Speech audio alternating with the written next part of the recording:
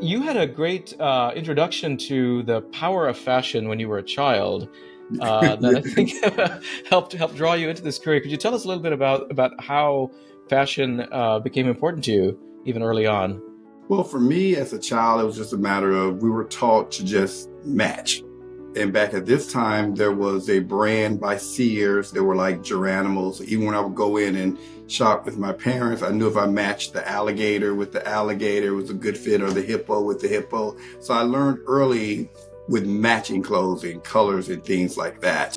And I was pretty much just kept that going. It wasn't until I inherited some stepsisters who were older and a little more fashionable, and they gave me some choices.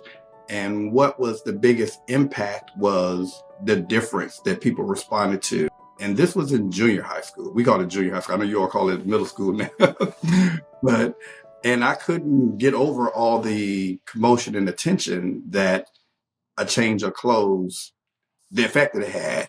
And I had to admit, as a teenager who was, nerdy, I liked it, and I wanted to continue that. I captured attention of the popular girls in school that normally wouldn't have not said anything to me for the most part. And they all commented. And I was like, wow, clothes.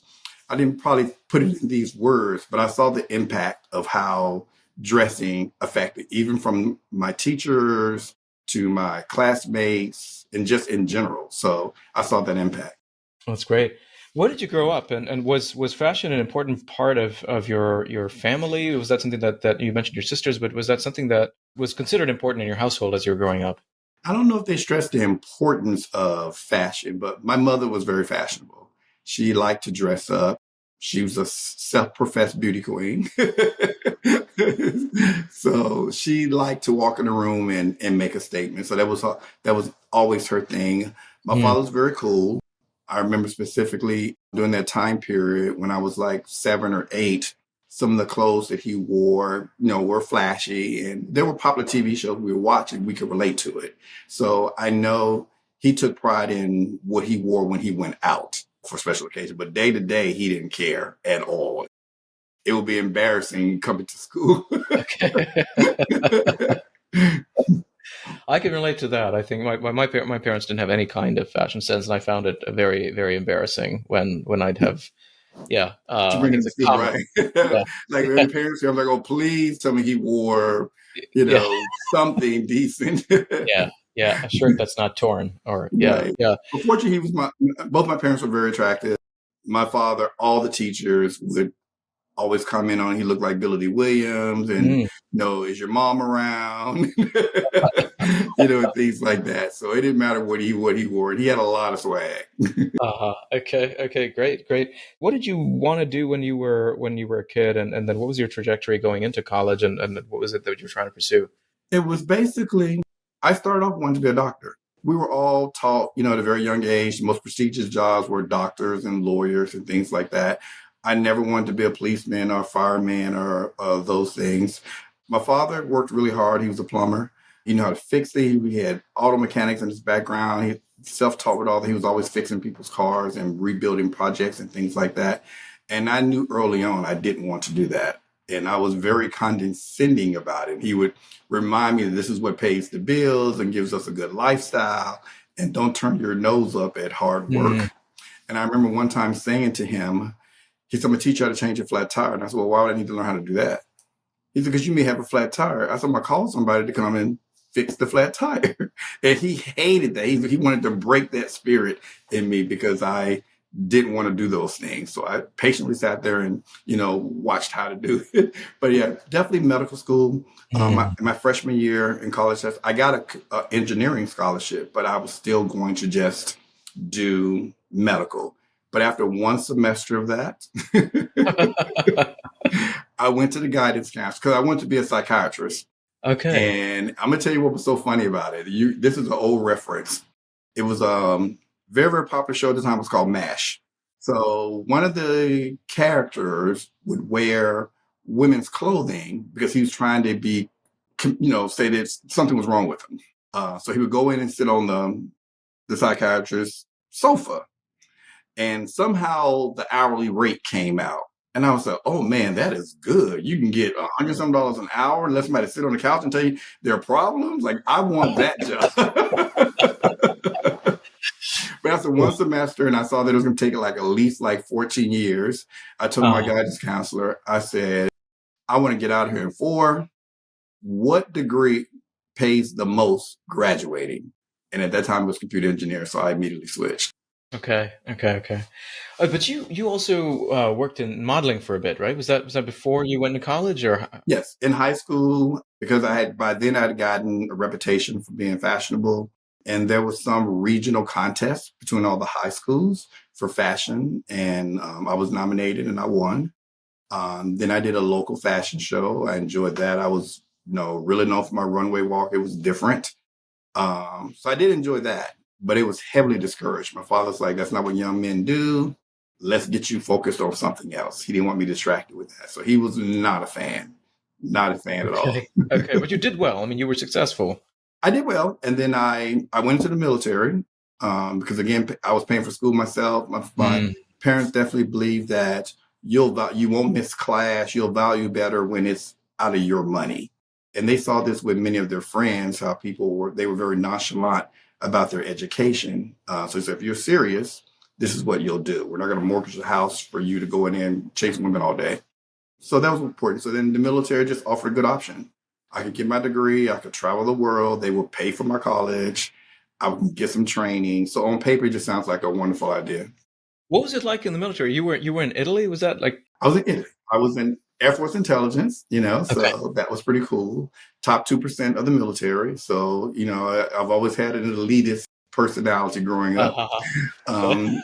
They actually sent me to the psychiatrist in the Okay. military earlier. And the complaint was like I didn't live in a realistic world. Like my expectations were not. They didn't based on my background, they could not understand the confidence I had and just how I perceive things. Okay. So our TIs are they're very intimidating, but I knew going in, they couldn't hit you. They Mm, could yell at you. I knew that was to be expected. So it didn't bother me. Now, if you equate it to like going to jail and it's scared straight, that would be different. yeah. So that's how they try to liken it to like really get you in line. But when you know that they're saying cliche things like, what are you looking at? And you say nothing. Who you calling nothing? I mean, it's just, I had heard it all before. So yeah, they had an issue with me. Okay. Wow. All right. So you went 2 years in the armed services and. No, I did 4 years. Day one, I knew I was going to be 4 years and done. I knew I wasn't going to be a lifer or anything like that. Okay. I utilized all the benefits, which were to buy a house with no money down, get a degree. Mm, I only got 2 years degree while I was in the military because the schedule was very challenging, rotating hours and not a normal 9 to 5. right. So it was really difficult going to school and being full time in the military. Mm. It took me 10 years to get a 4-year degree, just to say it short, 10 years. Wow. Well, talk about your journey into the fashion world. I mean, what was your experience of the modeling world like? And was that something that you wanted to come back to later on and be part of that? It was just fascinating to me. Now, granted, at this time period, we didn't have social media. We Hmm. only had magazines. There weren't a lot of publications of models that looked like me. So therefore, it was always like, could I do it? And Uh-huh. I wanted to always fantasize about it. So my first exposure were like live fashion shows, and every fashion show I would go to, I would get booked. I came back to DC after doing a 2-year stint. I modeled while I was over in Italy because I was considered exotic. Okay. And now I know how that works in the modeling world everywhere. Say more about that. So if you go to any place where 90% of the people look like they could be siblings, and then you have another 10%, everyone views that as exotic. Hmm. So let's say that you're in a community where everyone has dark hair and dark eyes, because most of the world has brown eyes. So when you have that pigment change, that seems more exotic. Then you have people who have naturally lighter, blonder hair, then that seems exotic. But if you go Hmm. to other places around the world where 80% of people have blue eyes and blonde hair, then maybe red hair is considered exotic, maybe a dark brunette. I've learned early on that if you're not like the norm, you can be exotic and then you can do well in that fashion community because everybody wants something different. It took me a long time to get that. Okay. Okay. Did you have a positive experience when you were modeling, or were there challenges that you had to face? Oh, most of the experiences are not positive in comparison. So for like every home run, you strike out about 20 or 30 times. Okay. And it's difficult. So I try to, as a director, to be very sensitive to the mental health of model talent because we live in a different world. And it's the only career field I compare it to dating all the time, which is, not a good comparison. But I put it in this sense. As a gentleman, if you go out and you ask someone to date, out on a date or to dance, I remember in high school I asked people to dance and, sometimes she said yes, sometimes she says no. So when she says no and you're walking back across the gym floor, you feel a certain type of way. In modeling, that happens. And it always comes down to you don't have the look that they want. And it's almost impossible not to take that personal. Mm-hmm. So even today, I did a fashion show last night and I saw disappointment on models coming in. Like one particular model, she's short. And they said, someone said you were looking for a short model. I said, I don't know how anyone could have thought I said that because I would never say I was looking for a short model. And then I realized how they came out. So I said, I said I had a short dress, but I don't have short models. And she was very, I could see she was disappointed and, they get excited, they get excited about one model for you, which I consider honor. But I have an aesthetic that I want for my brand. And I pretty much sticks to it in terms of the type of models I want, the type of look I want. And that's important. And that's important to all designers. It's not a sympathy thing. It's about marketing, branding.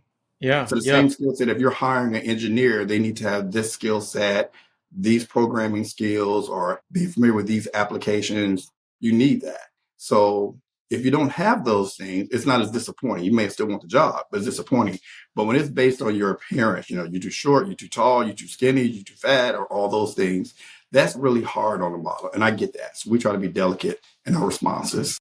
Yeah, because you can't change those things about yourself. You can't grow a few inches or, so. But for yourself, when you were in the modeling industry, could you talk about things that maybe challenges that you faced or ways in which you learned to become resilient or practices that you developed there that helped you? Well, I didn't do it the practical way. Like most people, got some training, which I definitely value. They get some professional photos, which I didn't start off with. You don't need them, but all these are assets if you have them. If you can already show the client what you could look like, that's beneficial. But for some, they have the skill set to just look at a fresh face, no makeup, plain clothing, and realize that this person has supermodel potential.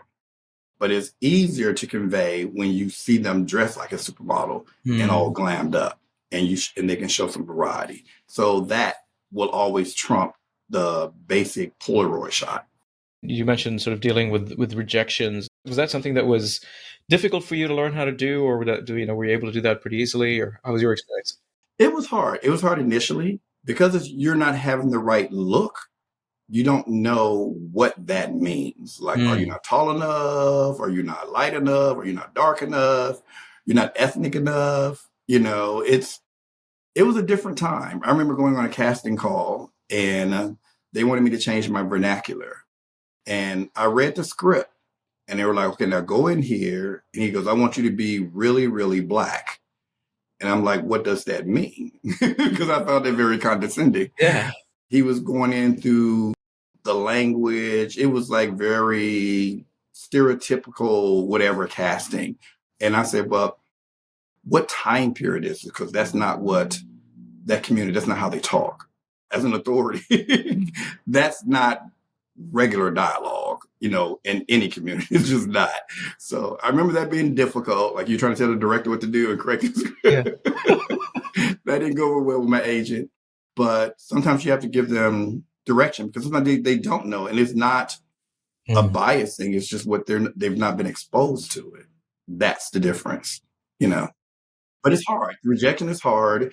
And when a lot of it is based on physical appearance, that really, really hurts because there's nothing you can do about it. And that's what you hear. No, it was a no, it was a no. So you hear a lot more no's than yes. So One, it does build character and confidence. So when you do land something, you feel really, really good about it. You really can celebrate, but you learn from it, because sometimes you can ask for feedback to see, is there anything I could have done different?